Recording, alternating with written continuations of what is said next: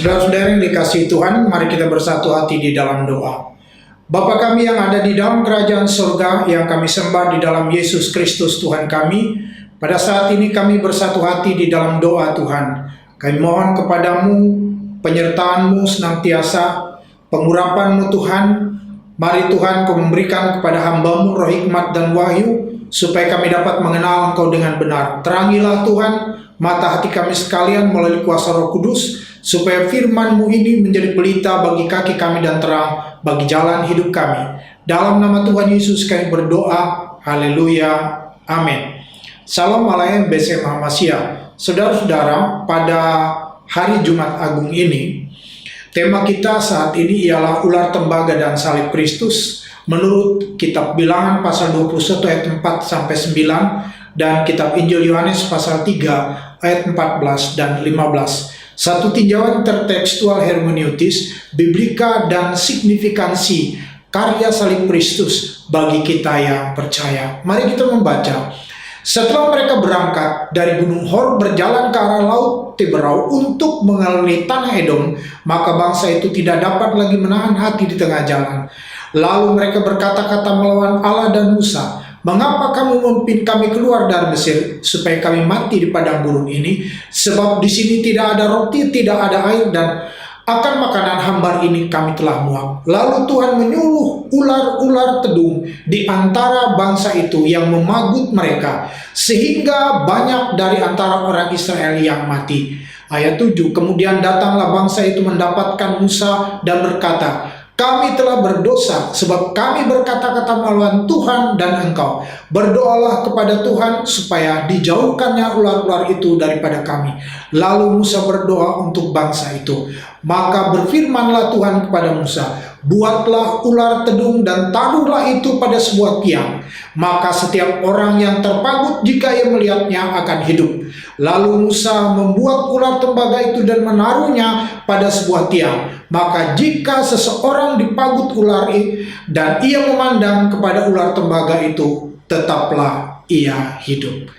Saudara-saudara yang dikasihi Tuhan, apakah kaitan ular tembaga atau nekasi hanekoset dan salib Kristus dalam pembacaan kita ini? Menurut Tuhan Yesus, arti dari kitab Bilangan pasal yang ke-21 ayat 4-9 ini ialah, kita membaca di dalam kitab Injil Yohanes pasal 3 ayat 14-15 berbunyi demikian, "Dan sama seperti Musa meninggikan ular di padang gurun, demikian juga Anak Manusia harus ditinggikan, supaya setiap orang yang percaya kepadanya beroleh hidup yang kekal." Saudara-saudara, ringkasnya, menurut Tuhan Yesus, peristiwa bangsa Israel dipagut oleh ular ini, kemudian Tuhan memberi perintah agar membuat patung ular tembaga atau nekasi hanekoset dan digantung sebuah tiang. Itu berbicara tentang dirinya, berbicara tentang karya salibnya yang menyelamatkan setiap mereka yang percaya. Di mana pada waktu itu Musa berkata bahwa setiap orang yang memandang kepada ular tembaga itu, apabila ia dipagut ular di padang gurun, mereka akan selamat. Itulah sebabnya di dalam kitab Injil Yohanes pasal yang ketiga 14 dan 15 ini Yesus berkata, "Sama seperti Musa meninggikan ular di padang gurun, demikian juga Anak Manusia harus ditinggikan." Harus ditinggikan ini, saudara-saudara, memiliki makna bahwa Yesus akan disalibkan dan ia akan dibunuh dengan cara digantung. Dan setiap orang yang percaya kepada karya salib Kristus itu akan beroleh hidup yang kekal. Yesus menyatakan bahwa caranya ia mati dengan digantung di kayu salib. Itu sesuai dengan apa yang dikatakan oleh kitab suci. Yohanes pasal 12 ayat 32 dan 33 mengatakan, "Dan aku, apabila aku ditinggikan dari bumi, aku akan menarik semua orang datang kepadaku. ini dikatakannya untuk menyatakan bagaimana caranya ia mati. Jadi Yesus menyatakan kepada murid-muridnya bahwa ia akan digantung di kayu salib. Dan kalimat yang kedua mengatakan, ini dikatakannya untuk menyatakan bagaimana caranya ia mati. Bagaimana caranya ia mati? Bahwa ia akan digantung di atas kayu salib. Kita maju ke depan, kita membaca Yohanes pasal 18 ayat 32, dikatakan seperti ini. Ketika murid-muridnya melihat kematiannya di salib ini, Yohanes menulis seperti ini. Demikianlah hendaknya supaya genaplah firman Yesus yang dikatakannya untuk menyatakan bagaimana caranya ia mati. Jadi ketika murid-muridnya melihat bagaimana Yesus mati digantung di kayu salib, maka mereka teringat kepada perkataan Yesus. Saudara-saudara, 12 murid adalah saksi mata dari kematian Yesus di kayu salib. Oleh karena itu, berita Yesus disalib diberitakan di sepanjang sejarah gereja, baik oleh Yesus sebelum kematiannya, bahwa ia akan mati gantung di kayu salib, baik oleh para rasul setelah kematiannya, bapak-bapak gereja, dan sekalian orang-orang yang percaya kepadanya. Hal ini sesuai dengan apa yang dikatakan oleh kitab suci. 1 Korintus 15 ayat 3-4 mengatakan, sebab yang sangat penting telah aku sampaikan kepadamu, yaitu apa yang telah aku terima sendiri, ialah bahwa Kristus telah mati karena dosa-dosa kita sesuai dengan kitab suci, bahwa ia telah dikuburkan, dan bahwa ia telah dibangkitkan pada hari yang ketiga sesuai dengan kitab suci. Jadi bahwa Yesus itu mati, bagaimana caranya ia mati, itu sesuai dengan kitab suci. Namun saudara-saudara, sandungan berita salib Kristus ini menjadi sandungan bagi banyak orang. Dan sandungan itu bukan hal baru. Kita membaca Alkitab kita dalam 1 Korintus 1 ayatnya yang ke-18 mengatakan, sebab pemberitaan tentang salib memang adalah kebodohan bagi mereka yang akan binasa, tetapi bagi kita yang diselamatkan, pemberitaan itu adalah kekuatan Allah. Memang pemberitaan tentang salib adalah kebodohan. Kebodohan di sini bukan berarti orang yang menyampaikan firman Tuhan itu bodoh-bodoh. Bukan begitu. Bukan berarti orang yang menyampaikan firman Tuhan itu tidak perlu menguasai ilmu homiletik. Tidak berarti bahwa orang yang menyampaikan firman Tuhan itu tidak perlu sekolah Alkitab. Tidak berarti bahwa orang yang memberitakan firman Tuhan itu tidak perlu memperoleh gelar akademik. Tidak demikian. Bukan demikian. Bukan kebodohan homiletik. Bukan kebodohan ilmu karena ia memahami kitab suci. Bukan. Yang dimaksudkan di dalam nas ini adalah pemberitaan tentang salib itu adalah kebodohan bagi mereka yang akan binasa. Kenapa demikian? Karena perkara itu adalah perkara yang mustahil. Saudara-saudara, dalam 1 Korintus pasal 1 ayatnya yang ke-23 dan 24 mengatakan, tapi kami memberitakan Kristus yang disalibkan. Untuk orang-orang Yahudi suatu batu sandungan, dan untuk orang yang bukan Yahudi suatu kebodohan. Tetapi untuk mereka yang dipanggil, baik itu orang Yahudi maupun orang yang bukan Yahudi, Kristus adalah kekuatan Allah dan hikmat Allah. Kami memberitakan Kristus yang disalibkan. Untuk orang Yahudi batu sandungan. Batu sandungan karena apa? Karena di mata mereka Kristus atau Mesias itu, saudara-saudara, tidak disalib. Mesias itu adalah penyelamat yang tidak pernah bisa mati, yang akan menyelamatkan mereka secara politik maupun secara agama. Tidak akan mati. Namun Mesias yang diberitakan ini adalah Mesias yang mati. Saudara-saudara, ini menjadi batu sandungan. Dan untuk orang-orang bukan Yahudi, untuk orang-orang yang bukan Yahudi, itu kebodohan.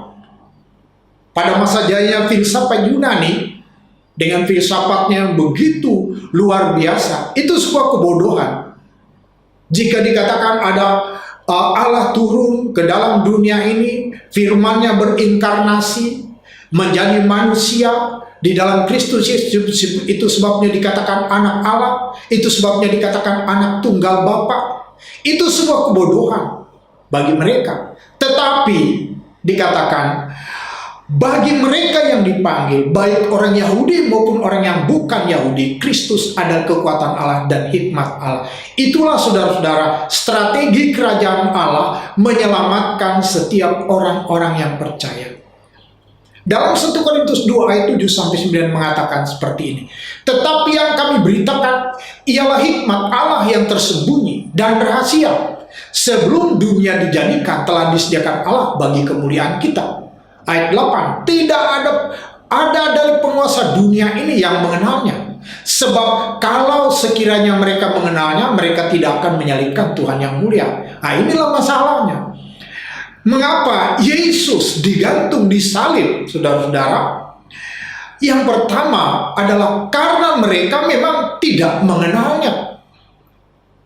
Sekiranya mereka mengenal, mereka tidak akan menyalibkannya. Mereka tidak paham bahwa cara berpikir Tuhan itu tidak sama dengan cara berpikirnya mereka dalam hal penyelamatan. Nanti kita akan lihat ke depan bahwa cara Allah menyelamatkan ini sesuai dengan kitab suci, terutama dalam sistem imamat perjanjian lama. Ayat 9 mengatakan, tetapi seperti ada tertulis, apa yang tidak pernah dilihat oleh mata, dan yang tidak pernah didengar oleh telinga, dan yang tidak pernah timbul di dalam hati manusia, semua disediakan Allah untuk mereka yang mengasihi Dia. Jadi tidak pernah didengar oleh telinga, tidak pernah timbul di dalam hati, dan yang tidak pernah dilihat oleh mata disediakan Allah. Apakah itu yang disediakan Allah bagi orang yang mengasihi Dia? Saudara-saudara, apa maksudnya? Apa maksudnya yang tidak pernah dilihat oleh mata, yang tidak pernah didengar telinga, yang tidak pernah timbul di dalam hati manusia, semua disediakan Allah untuk orang yang mengasihi Dia? Dan apakah yang disediakan Allah bagi kita yang percaya? Yohanes pasal 1 ayat 29 mengatakan, inilah maksudnya bahwa Yesus Kristus merupakan anak domba yang disediakan Allah untuk dikorbankan sebagai pengganti dosa. Melalui kematiannya, Yesus memungkinkan penghapusan kesalahan, kuasa dosa, dan membuka jalan kepada Allah bagi seluruh dunia. Ini maksudnya. Kita membaca, pada keesokan harinya, Yohanes melihat Yesus datang kepadanya dan ia berkata, lihat anak domba Allah menghapus dosa dunia. Apa yang disediakan oleh Allah bagi kita yang tidak pernah dilihat oleh mata, yaitu Yesus sebagai anak domba Allah yang menghapus dosa dunia. Saudara-saudara, anak domba ini merunut kepada sistem peribadatan imamat perjanjian lama.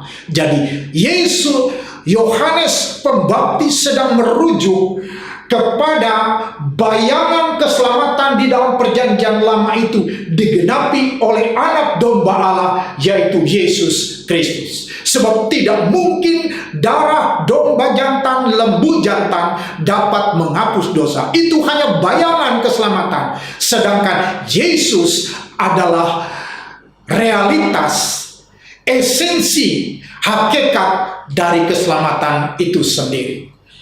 Ibrani pasal 9 ayat 22, dalam perjanjian lama kita telah mengenal bahwa menurut ajaran Yahudi perlu darah untuk pengampunan dosa, dan itu ditegaskan. Tadi saya katakan dalam Ibrani pasal 9 ayat 22. Itu ditegaskan dalam Ibrani 9 ayat 22 mengatakan seperti ini.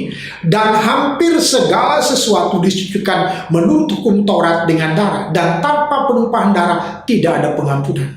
Jadi dalam sistem ibadat perjanjian lama, tanpa penumpahan darah tidak ada pengampunan. Itu sebabnya darah lembu jantan dan domba jantan itu disembelih untuk menghapus kesalahan-kesalahan yang dibuat oleh bangsa dan umatnya dalam sistem peribadatan perjanjian lama. Akan tetapi Akan tetapi dalam Ibrani 10 ayat yang kelima, Allah menyediakan daging dan darah dan datang ke dalam dunia sebagai manusia untuk menyelamatkan manusia. Mari kita membaca Ibrani 10 ayat yang kelima. Karena itu ketika ia masuk ke dunia, ia berkata, korban dan persembahan tidak engkau kehendaki, tetapi engkau telah menyediakan tubuh bagiku.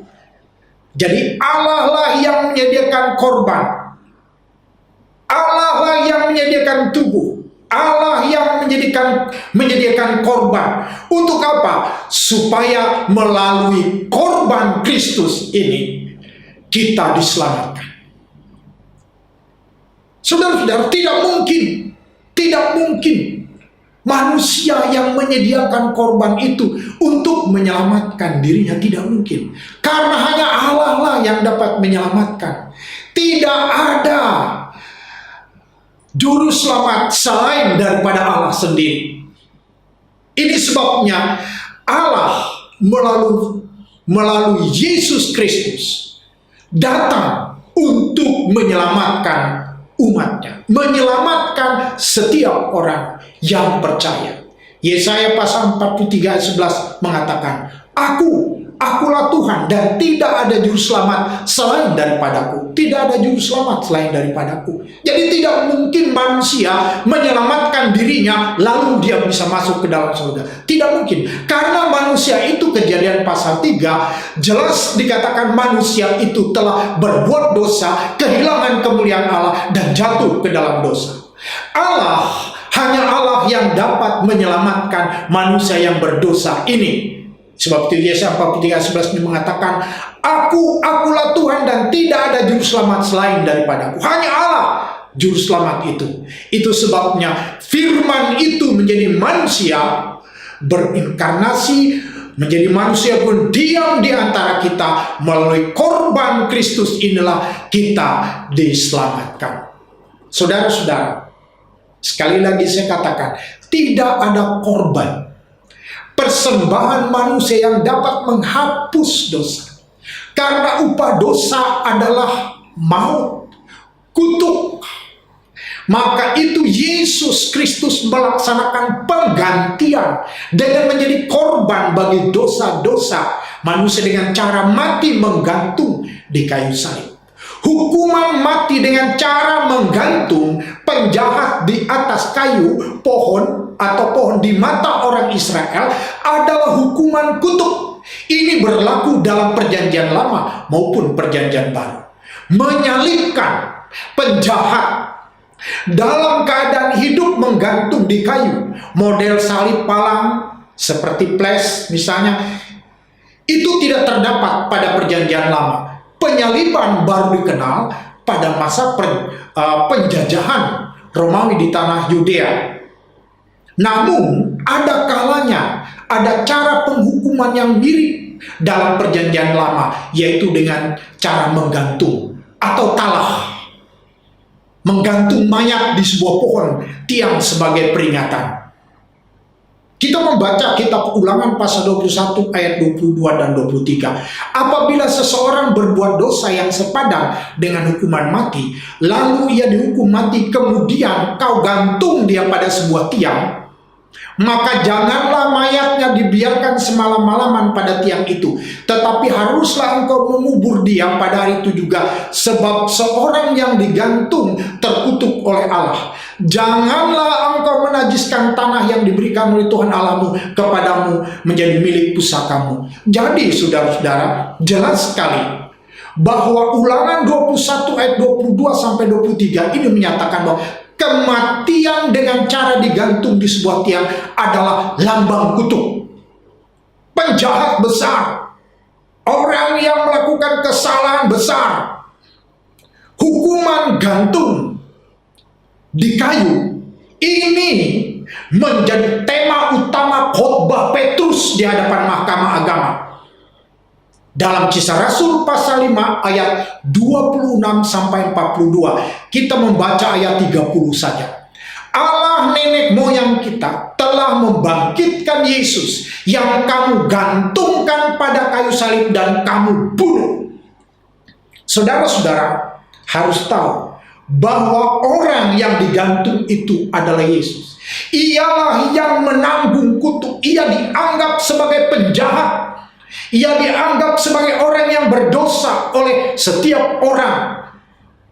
Akan tetapi justru ketika Petrus khotbah dalam Kisah Rasul pasal 5 ini, dia mengatakan Allah nenek moyang kita telah membangkitkan Yesus yang kamu gantung pada kayu salib. Itu menunjuk pada bahwa Yesus menanggung dosa, menanggung kutuk.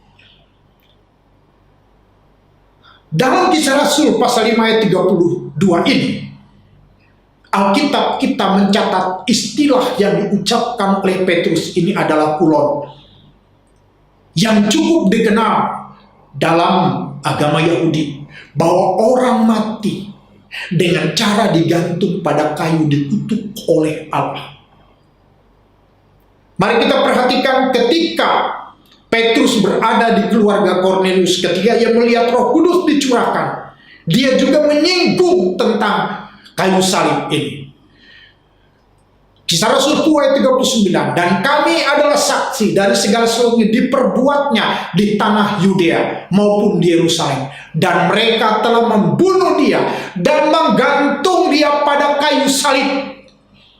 Jadi Alkitab kita dengan tegas mengatakan bahwa mereka membunuh Yesus dan menggantung dia pada kayu salib dalam keadaannya sebagai manusia. Yesus menyerahkan dirinya, lalu mereka membunuh dia dan menggantungnya. Saudara-saudara, kita perlu memahami bahwa kitab Taurat ini ditulis sekitar kurang lebih 1500 tahun sebelum Masehi. Dan hukuman dengan cara disalib baru dikenal 63 sebelum Masehi, yaitu sejak penjajahan di tanah Yehuda oleh Kekaisaran Romawi. Yesus memang dihukum dengan cara Romawi disalib. Namun cara menggantung di kayu itulah yang sedang diangkat topiknya oleh Petrus di hadapan pengadilan agama atau Sanhedrin pada waktu itu dengan referensi Taurat. Jadi Rasul Petrus tidak ragu-ragu, murid-muridnya adalah saksi mata dari bagaimana Yesus mengalami penderitaan di kayu salib. Hukuman kutuk dengan cara digantung pada kayu juga menjadi pokok pembicaraan Rasul Paulus dalam Galatia pasalnya yang ketiga ayat 13, bahwa kematian Yesus di kayu salib bukan hal yang kebetulan, tetapi suatu pernyataan bahwa dengan kematiannya dengan cara gantung ini menyatakan Yesus menjadi terkutuk sebagai ganti manusia yang terkutuk atas dosa, supaya oleh Kristus ini dosa-dosa kita diampuni. Kita membaca Galatia pasal 3 ayat 13 dan 14. Kristus telah menebus kita dari kutuk hukum Taurat dengan jalan menjadi kutuk karena kita, sebab ada tertulis, terkutuklah orang yang digantung pada kayu salib. Yesus Kristus telah membuat ini supaya di dalam dia berkat Abraham sampai kepada bangsa-bangsa lain, sehingga oleh iman kita menerima roh yang telah dijanjikan itu. Kristus telah menebus kita dari kutuk hukum Taurat dengan jalan menjadi kutuk karena kita. Jadi Yesus, saudara-saudara, digantung. Itu adalah tema surat dari Rasul Paulus kepada jemaat di Galatia, bahwa Yesuslah yang mati, yang digantung di kayu salib untuk menebus dosa-dosa manusia. Jadi signifikansi dan implikasi ucapan Yesus ini yang mengatakan, dan sama seperti Musa meninggikan ular di padang gurun, demikian juga anak manusia harus ditinggikan ia, signifikansi dan implikasinya ialah bagi kita. Ketika kita percaya dengan iman bahwa ia telah mati gantung di kayu salib untuk menebus dosa kita, maka ayat yang ke-15 mengatakan supaya setiap orang yang percaya kepadanya beroleh hidup yang kekal. Ketika kita percaya menerima Yesus sebagai Tuhan dan Juru Selamat dalam hidup kita, kita percaya bahwa ia menebus dosa-dosa kita. Alkitab kita dengan jelas mengatakan supaya setiap orang yang percaya beroleh hidup yang kekal atau diselamatkan dan dipulihkan. Saudara-saudara, Kristus mati untuk kita. Mari kita bersatu hati di dalam doa. Bapa kami yang ada di dalam kerajaan surga, yang kami sembah di dalam Yesus Kristus Tuhan kami. Kami bersyukur Tuhan, pada hari ini kami ingat bahwa Yesus Kristus telah mati bagi dosa-dosa kami sesuai dengan kitab suci. Bahwa ia digantung di kayu salib sesuai dengan kitab suci. Bahwa pemberitaan tentang salib ini Tuhan disampaikan ke seluruh dunia. Dan seberapa banyak orang yang percaya tidak binasa, melainkan beroleh hidup yang kekal oleh sebab dosa-dosanya sudah diampuni oleh Tuhan. Terima kasih ya Tuhan atas kematian yang menebus dosa kami. Pun kami percaya bahwa Engkau telah bangkit untuk membenarkan kami. Dalam nama Tuhan Yesus kami berdoa. Haleluya. Amin.